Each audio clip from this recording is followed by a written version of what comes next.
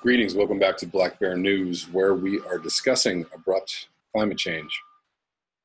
And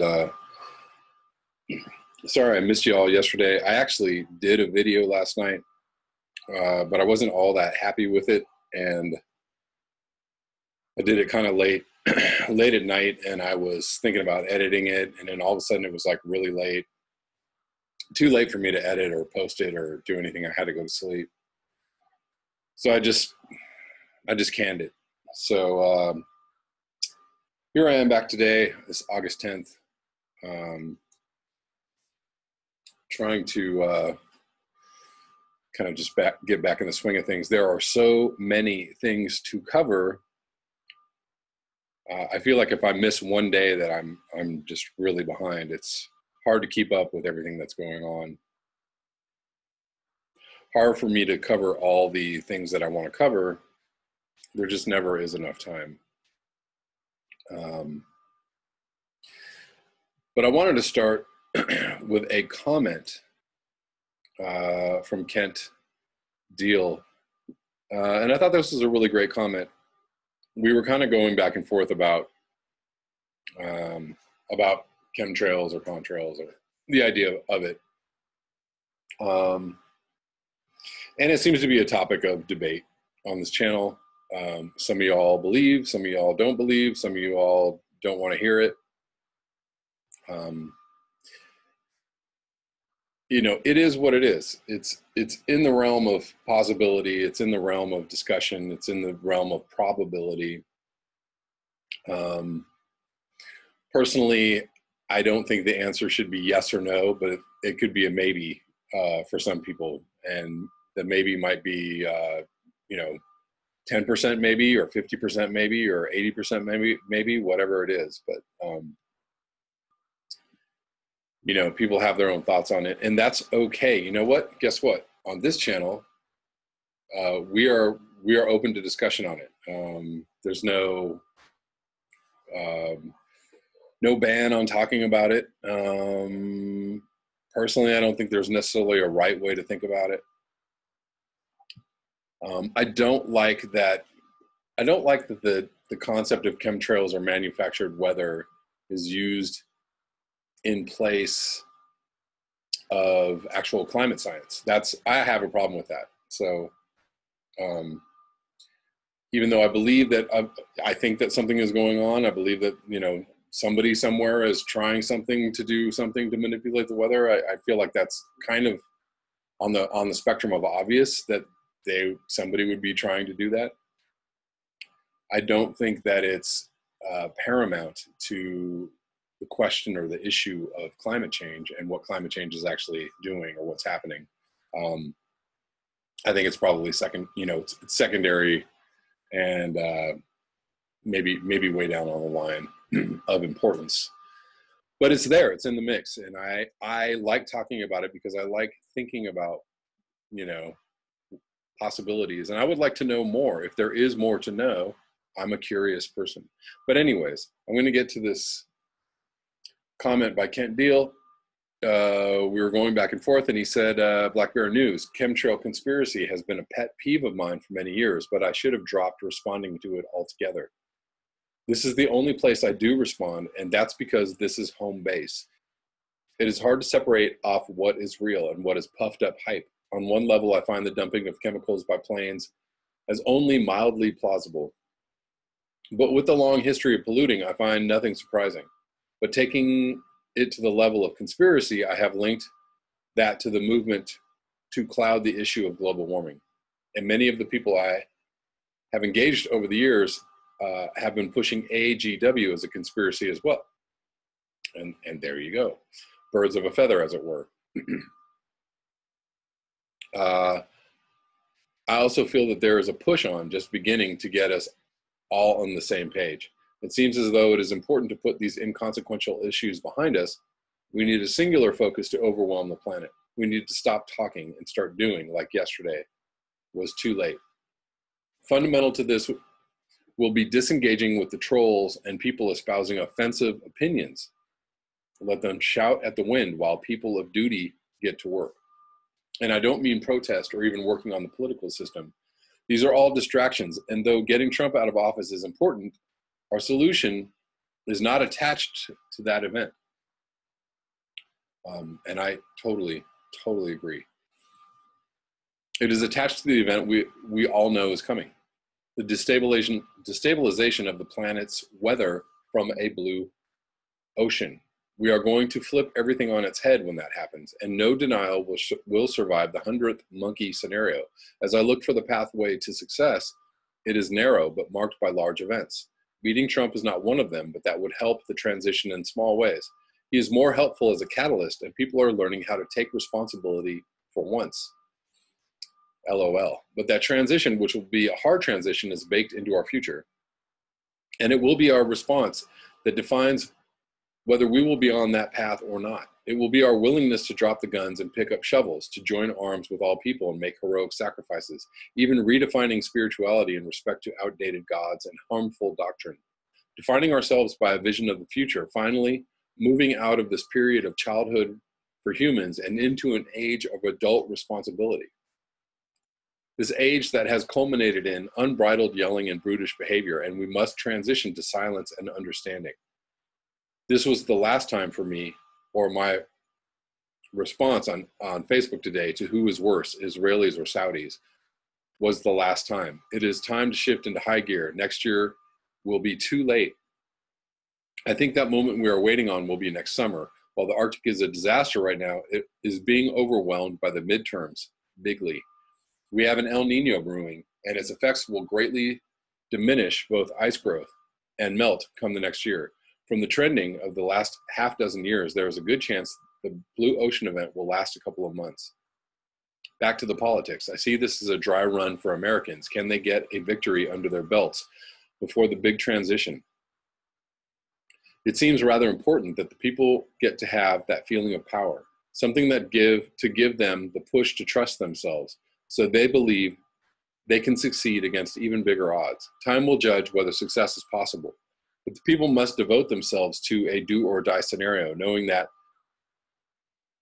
that success is one of degrees. How many people can be saved? How many other species of life will be saved? We must fight for every life, knowing that most will perish despite our efforts, our best efforts. And just think we are mostly spending our time doing things we will never do again, while some will be doing the same things but more of it. I think I may have mentioned it a long way back, but music figures big in that world, as it does in all periods of hardship. So hope you have committed to memory some happy Beatles songs or the like. Actually, do you know the song Feeling Stronger Every Day by Chicago? I do. Well, the lyrics are bang on for what we all need. What we will need. Give it a listen anyways, and you know what I mean. Anyways, sorry for the book, but I think we have to get a new kind of focus on things and start talking about what we know, like the truth over conjecture. We are driving ourselves mad with BS and lies. Truth must reign again. There is comfort in truth, even when it's not what we wanted. Ding, it settles the conflicts within and centers us on the important job at hand. Later. I rather like that. Hope you all appreciated that comment. Lots of good stuff in there. And that is really what it's about, is truth, right? Like, this is a hard time because the truth very much depends on where you sit on the spectrum. The truth for some people is so clear from where they're sitting or standing, and yet others cannot or will not see it.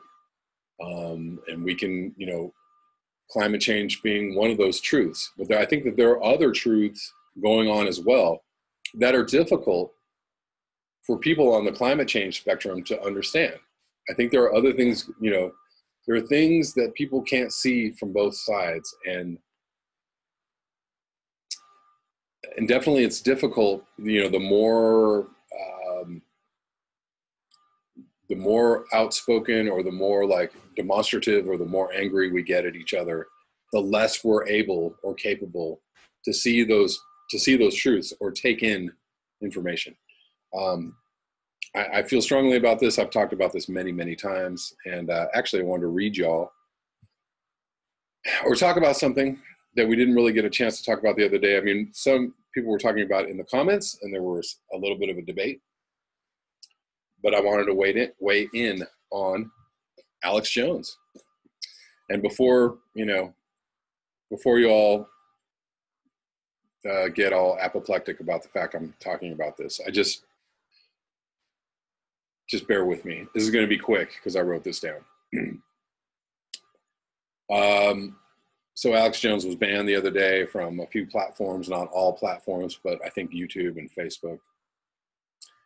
And I believe the reason he was banned was for like some kind of like what people were deeming to be bullying behavior, and I get it. But let me just say, that I think that there is nothing wrong with what Alex Jones is doing. And before you freak out on me, let me explain. He's really like a hateable dude, and I understand that. Like, I don't watch Alex Jones, but I've seen plenty of his stuff, and I know what he's about, and I know what he talks about. But basically, what he is doing is trying to question the official narrative of the mainstream media, or what the powers that be feel that they need to tell you is the truth. Like, he's questioning that. He's putting that into question. And there's a lot of other people that are doing the same thing too, but he seems to be the focal point. And I think that it's profoundly important work, in the same way that we as climate communicators are trying to question the official narrative, right? The official narrative of climate change is that, we've got time, 2100, et cetera, 2C, limiting, warming to 2C from the Paris Climate Agreement. Like, we're questioning that official narrative. I'm sure many of you might disagree with me about Alex Jones, but what if what I was doing here on this channel was seen as hurtful? And it easily could be, given that the news could be harmful to people's psyches, or if me saying that industry should be nationalized, or that the economy should be drawn down or even shut down, that should be seen as very threatening to people, and it's definitely threatening to the state. Interestingly, we have an administration that the establishment media sees as a grave threat to democracy and people's safety, et cetera, and people's well-being, and it is, on many levels, that's totally true. And you have a media that, along with some social media sites, saying Alex Jones is a danger.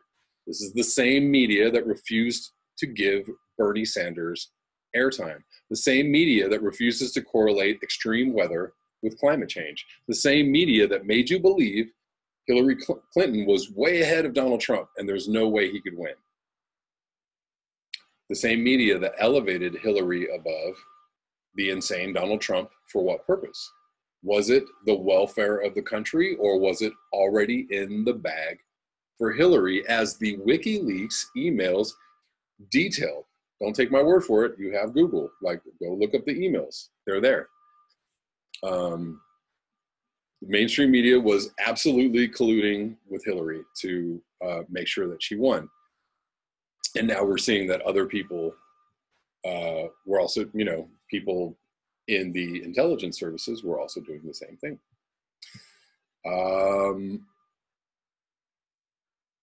What was the purpose?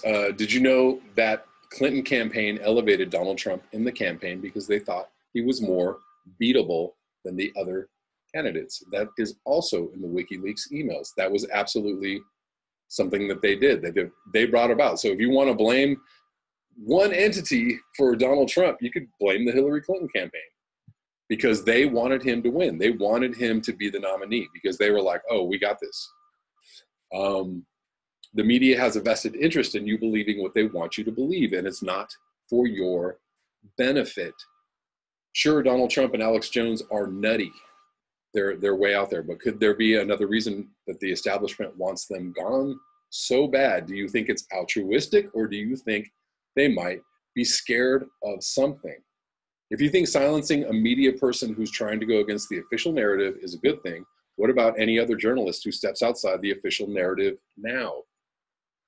You have an increasingly hostile attitude towards alternative viewpoints And let me tell you, it's not what Donald Trump is saying is fake news. It's the media itself. It's the establishment itself saying whatever we say is the real news is real, and anything else is dangerous for people to think. So consider that every time you call a conspiracy truther chemtrail person a lunatic, you're doing the work of the ultimate psyop, which is the official narrative is correct and no other narrative will be tolerated.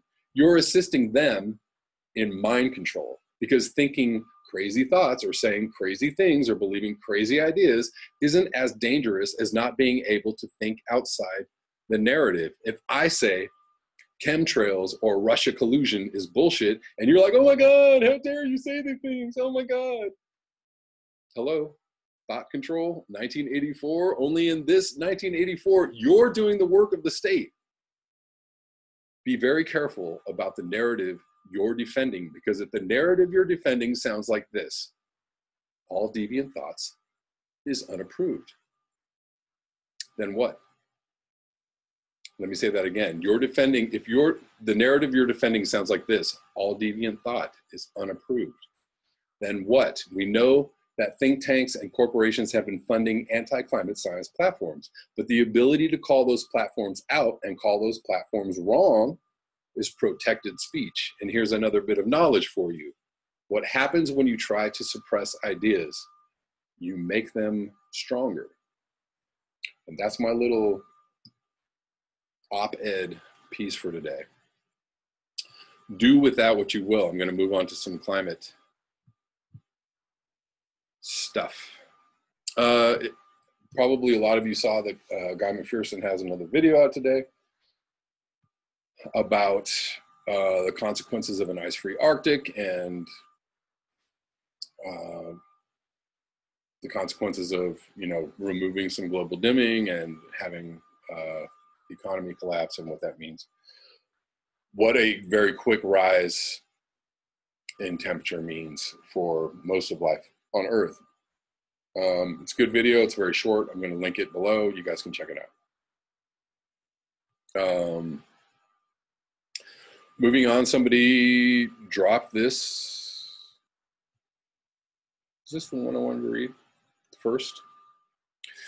So many of you have heard or already have read about Australia's most populous state now entirely in drought. Australia's most populous state was declared entirely in drought on Wednesday, and struggling farmers were given new authority to shoot kangaroos that compete with livestock for sparse pasture during the most intense dry spell in more than 50 years. Much of Australia's southeast is struggling with drought. The drought conditions in the Australian state of New South Wales this year have been the driest and most widespread since 1965. BBC News reports that New South Wales produced about 25% of Australia's agricultural output. Primary Industries Minister Niall Blair said farmers were enduring one of the driest Southern Hemisphere winters on record. Farm reservoirs have dried up and crops are failing.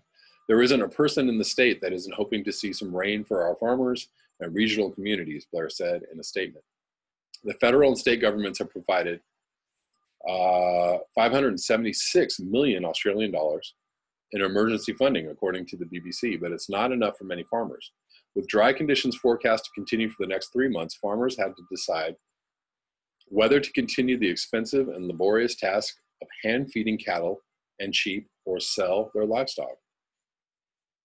The state government on Wednesday also lifted the number of kangaroos that farmers are allowed to shoot and lifted the number so they're allowed to shoot more, and reduced bureaucratic red tape facing landholders applying for permission to shoot. What the heck? The requirement to tag dead kangaroos to keep a tally of the number shot across the state has been dispensed with.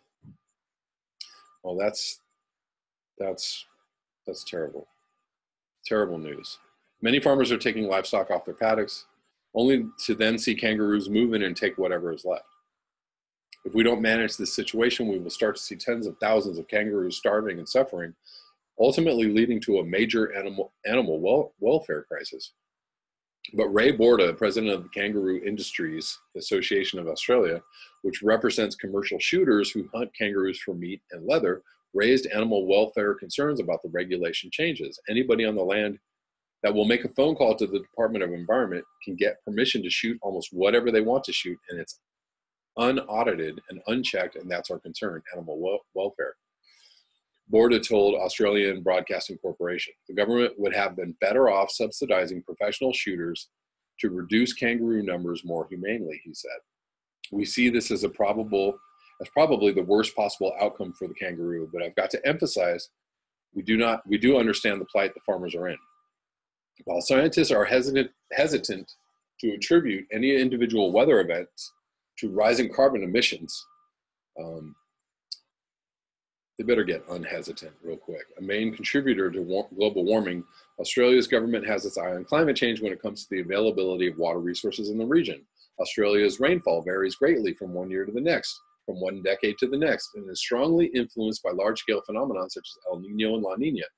Australia's Department of the Environment and Energy says on its website, despite this large natural variability, underlying longer-term trends are evident in some regions, and these are likely to be climate change related.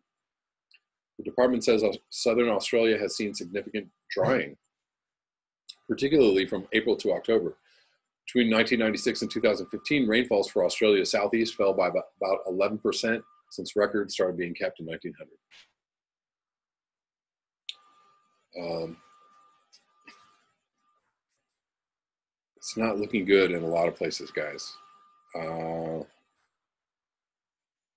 Let's hope we got another year of possible normalcy. Who knows?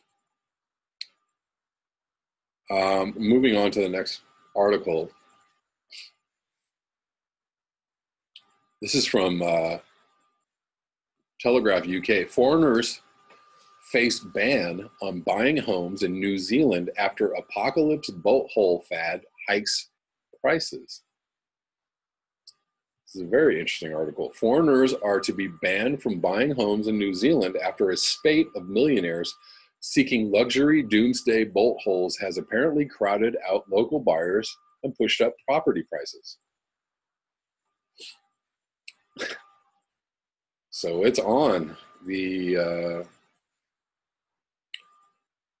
People know what's going on. People know what's happening. Following purchases by rich expats, including tech billionaire Peter Thiel, PayPal founder and early Facebook investor, a disgraced former NBC host Matt Lauer, who lost his job after allegations of sexual misconduct, the New Zealand government is preparing to crack down on the trend. New Zealand's allure for the mega-rich planning a safe space to ride out the apocalypse has become almost a cliche in recent years.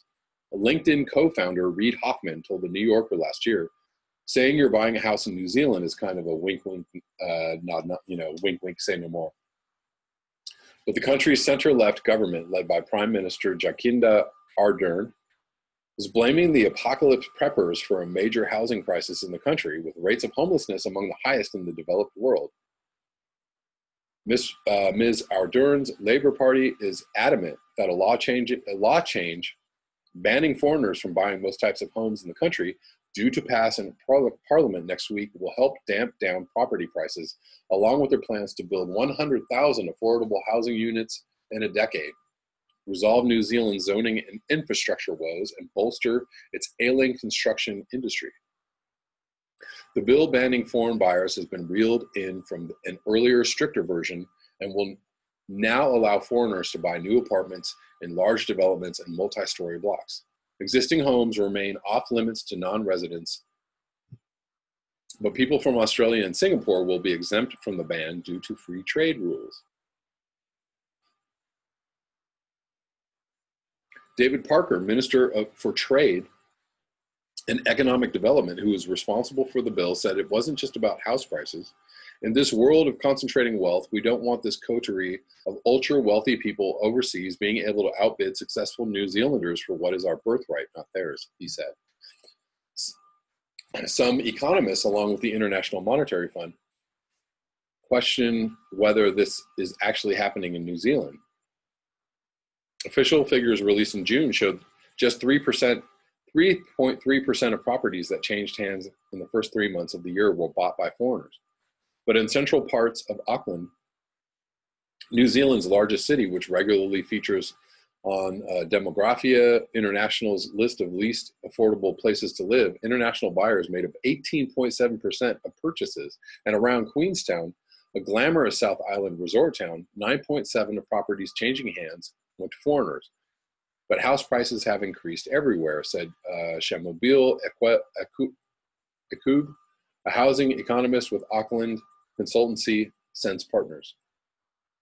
He agreed there could be some kind of cascading effect from the new law, as removing buyers from the most lavish end of the market freed up properties further down the chain. But it's a question of whether you think it's big enough to move the dial on house prices, he said. I struggle with it. Chinese residents are the most common property buying foreigners, followed by those from Australia, Britain, Hong Kong. But since US President Donald Trump's election, it has increasingly been wealthy Americans buying up doomsday bolt holes in New Zealand who have made international headlines.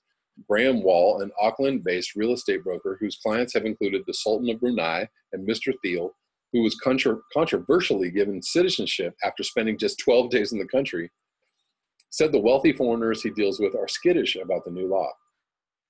People are surprised and bemused, having been so welcome here, and they cannot understand the new hostility, he said. Rich foreign landowners have created thousands of jobs for New Zealanders and generated billions of dollars of tourism spending, said Mr. Wall, who added that they also donated to local schools and community events. Many of the rich listers whose names are mentioned in such conversations own property in or near idyllic Queenstown in New Zealand's South Island, where middle-class people struggle to afford housing.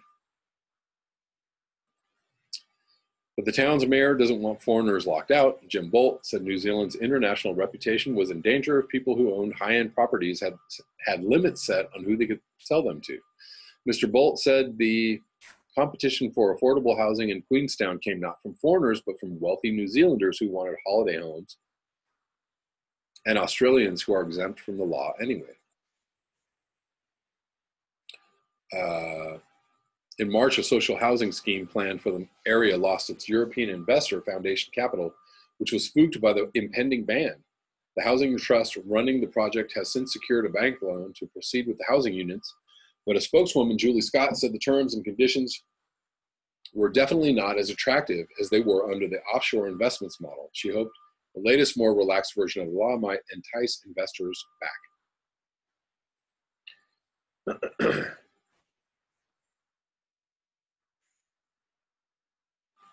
Very interesting. And it is difficult to get citizenship. Well, you need a lot of money to get New Zealand citizenship. You need to be very, very rich. I believe that's true in Australia as well now. Maybe not as hard.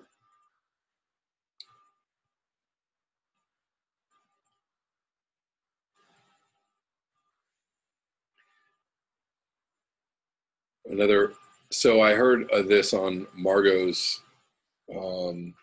briefly was checking out Margot's video from yesterday. And she was mentioning, I was talking about the French nuclear plants shutting down, and she was mentioning that in Norway, they have some nuclear reactors that are shutting down due to hot water.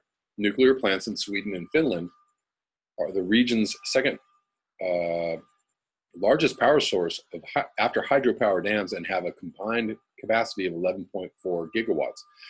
Reactors need cold seawater for cooling, but when the temperature gets too high, it can make the water too warm for safe operation, although the threshold varies depending on the reactor type and age.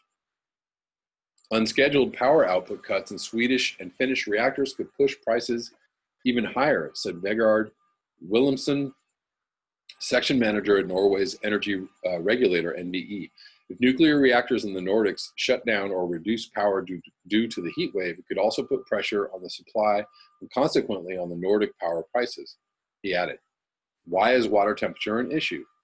The Nordic region's nuclear plants comprise either pressurized water reactors or boiling water reactors, and both can be affected by warm seawater. Typically, power would be reduced at the 12 reactors after a certain temperature threshold has been reached, and then fully shut down at a higher threshold. BWRs can keep operating for longer and would only shut down after several degree rise in water temperatures from the moment power reductions are triggered. However, PWRs require a shorter time to shut down after they start reducing power. Utility Vattenfall, which operates 7 reactors in Sweden, shut a 900 megawatt PWR unit, one of the 4 located at its Ringhals plant, this week as water temperatures exceeded 25 degrees Celsius. The firm's second plant at Forsmark, consists of 3 PWRs, and Vattenfall had to reduce output by 30 to 40 megawatt per reactor earlier in July as the seawater in the area exceeded 23 degrees Celsius. Finland's Fortum reduced power at its Loviisa plant last week when water temperatures reached 32 degrees Celsius, close to the threshold of 34 degrees. The extent to which water temperature affects nuclear plants also depends on the depth that they receive water from. Colder water is deeper. It also depends on how warm the water is after being used in the reactors and released back into the sea. If used water exceeds 34 degrees Celsius, it can cause major output reductions or shutdowns for certain plants due to safety regulations. Sweden's biggest reactor, 1.4 gigawatt Oskarshamn 3, should be less vulnerable to very hot summers due to the depth of water, said a spokesman for operator OKG, a unit of Uniper Energy. Water intake is at a depth of 18 meters where the water naturally is cooler than on the surface. Should it be too hot, we would, of course, reduce the capacity accordingly, he said. Oskarshamn 3 will reduce power if seawater reaches 25 degrees, but it was below 20 degrees on Tuesday. Similarly, Teolesuden,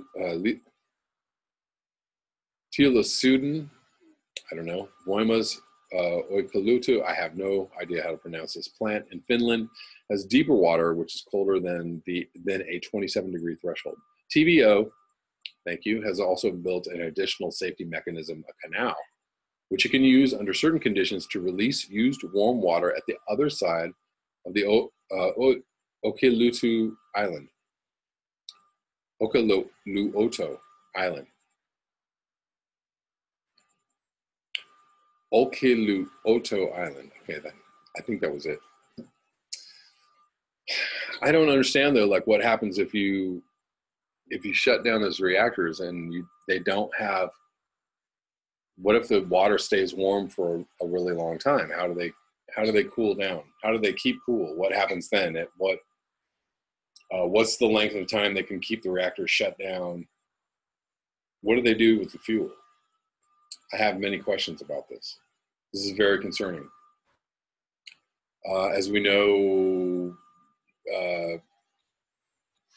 seawater temperature has been rising all over the planet. So what happens if all this warm water starts to meet these reactors, or warm river water starts to meet these reactors? I'm going to read one more article.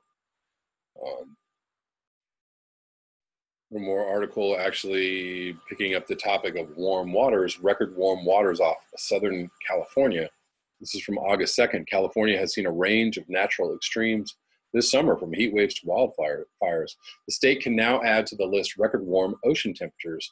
On August 1st, 2018, researchers from the Scripps Institute of Oceanography observed water temperatures of 25.9 degrees Celsius, 78.6 degrees Fahrenheit along the coast of La Jolla. Good God. Exceeding the previous record of 25.8 C or 78.4 Fahrenheit set in 1931. The warm water stretched far beyond La Jolla. The map above shows sea surface temperature anomalies on August 2nd, 2018. It's compiled by NOAA's Coral Reef Watch, which blends observations from the Suomi MPP, MTSAT, Meteosat, and GOES satellites and computer models. Mapping the temperature anomaly allows you to see how much the surface layer was above or below the long-term average temperature for this time of year. The warmest sea surface temperatures extend from Point Conception to the Baja California coast. According to Bill Pazert, retired NASA climatologist, temperatures along this part of the coastline were 5 to 10 degrees Fahrenheit above normal. The primary driver of these warm ocean temperatures is the persistence of continental atmospheric high pressure that has dominated Western weather. Hazard said. He explained that normally high pressure over the eastern Pacific Ocean drives winds from the north along the California coast. These winds push coastal surface waters offshore, allowing cool waters from below to upwell to the surface and keep coastal California cool. This summer, however, a dome of high pressure over the continental west has dominated, causing coastal winds to blow from the south.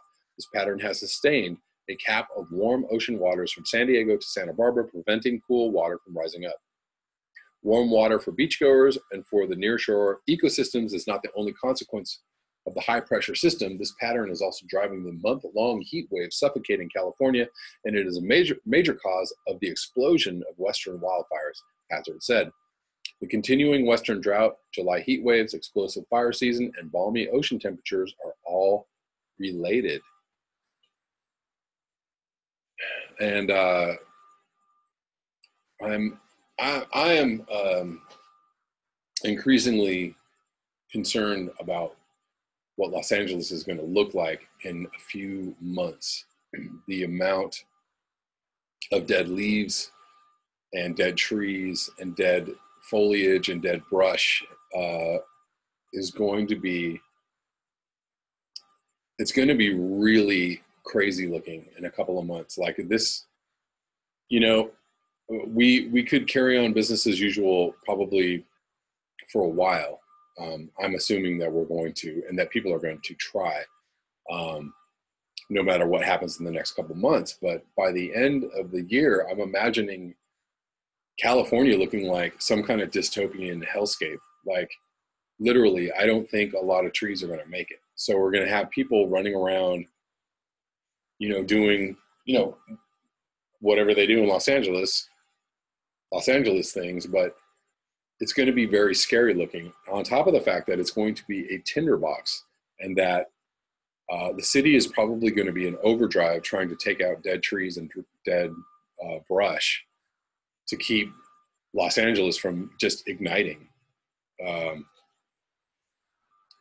from just becoming like an inferno. Because, and I don't think that they're going to have the manpower or the capability to do it.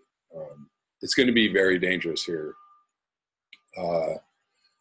If the hot weather continues, if we don't get any rain, if we don't, if things kind of stay the same for the next 3 months into the winter like they did last year, everything stayed hot and dry well into December last winter in California. If that happens again in Los Angeles, it's going to be a very, very odd situation. It's going to be very strange, and I'm just wondering like what that's going to do to the collective psyche of Los Angeles driving around just looking at dead, just everything dead. I don't know. Every single day I'm just looking with increasing fear at all the changes, the rapid changes going on, and it keeps on going.